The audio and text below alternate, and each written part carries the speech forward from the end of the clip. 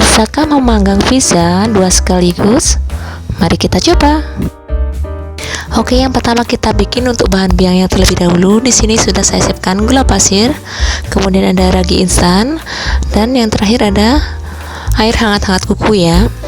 Ini kita campur jadi satu, kemudian kita biarkan sampai berbusa.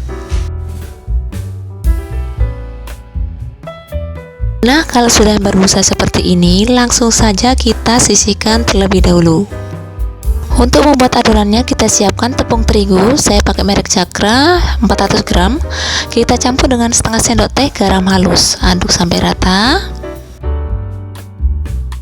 Setelah itu, kita baru masukkan ragi yang sudah berbusa tadi ya. Aduk terlebih dahulu ya, karena ini gulanya belum 100% larut ya. Kemudian kita aduk asal rata. Langkah berikutnya kita tambahkan 1 butir telur. Ini telurnya sebelum kita masukkan, kita kocok terlebih dahulu ya. Ini telurnya ukuran kecil ya. Kalau ukuran besar kalian tinggal kurangi kadar airnya ya, 1-2 sendok seperti itu supaya tidak kelembean. Aduk-aduk, kemudian barulah kita uleni ya. Ini kita uleni sampai semua bahan tercampur rata atau menyatu seperti ini. Kemudian barulah kita tambahkan 75 ml minyak. Ini minyaknya kita masukkan separuh aja terlebih dahulu. Kita uleni sampai menyatu. Nah, kalau udah menyatu seperti ini, barulah kita masukkan semua sisa minyaknya. Kita uleni kembali sampai semua bahan menyatu. Setelah semua adonan menyatu seperti ini ya, minyak-minyaknya juga udah menyatu semuanya, langsung saja kita bagi menjadi 2 bagian seperti ini. Kalian timbang biar sama besarnya juga boleh ya. Kita tutup, kita tunggu sampai mengembang. Selanjutnya sambil menunggu kita siapkan untuk topping. Saya siapkan sosis, kita rapat buah ya ukuran sedang. Kita tumis terlebih dahulu supaya warnanya itu agak cerah gitu ya. Kemudian barulah kita tambahkan saus. Sausnya sesuai selera. Di sini saya pakai saus spaghetti, kira-kira sekitar 6 sendok makan. Nah, ini karena sausnya sudah asin, kita nggak perlu tambahi apapun ya. Kita tinggal aduk aja sampai menyatu. Nah, seperti ini. Kalau udah menyatu kita matikan. Kita sisihkan dulu dan kemudian kita kembali ke adonannya sudah mengembang.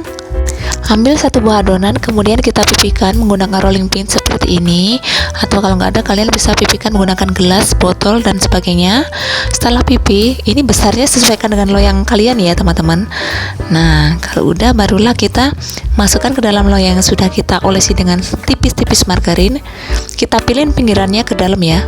Ini untuk mencegah adonannya keluar. Nah, adonan yang satunya juga seperti itu, sama. Kita pipihkan, kemudian kita pindahkan ke dalam loyang. Nah, kalau udah kita sisihkan dulu ya.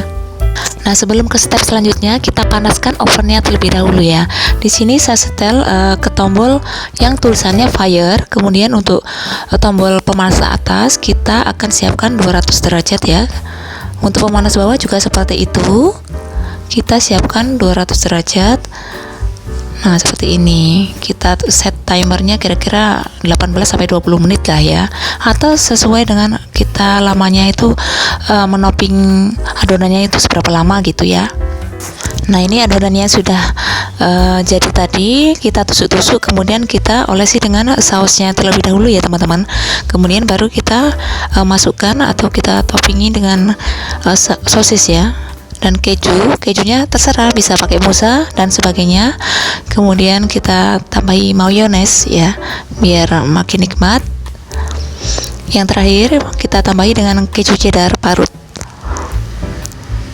Nah, kalau sudah, berarti ini sudah siap untuk kita oven.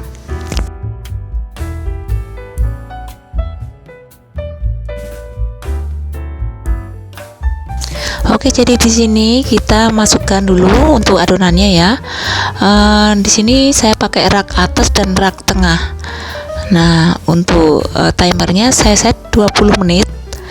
Untuk pemanas bawah dan pemanas yang atas set 200 derajat, dan tombol yang paling atas kita set fire convection tulisannya. Jadi kipas sama apinya kita nyalakan seperti itu.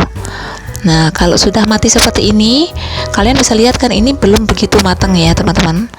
Kita pindah aja, yang atas kita pindah atau kita geser ke bawah, yang bawah juga kita geser ke atas supaya matangnya merata.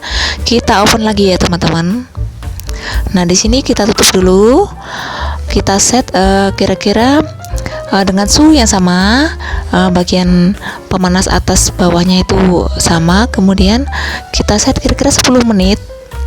Nah untuk bagian tombol yang paling atas itu kita tetap set ke fire convection atau kipasnya kita nyalain. Nah setelah 10 menit ini udah mati ya teman-teman. Nah kita matikan aja tombol-tombolnya, kita cabut colokannya ya kan. Nah ini siap untuk dinikmati. Ternyata bagus juga loh untuk dua loyang ya, jadi ini bisa digunakan untuk dua loyang ya teman-teman. Segitu aja dari aku ya. Kalau ada pertanyaan lagi silahkan tulis di kolom komentar ya. Terima kasih telah menonton sampai habis, semoga bermanfaat. Wassalamualaikum warahmatullahi wabarakatuh, see you next time.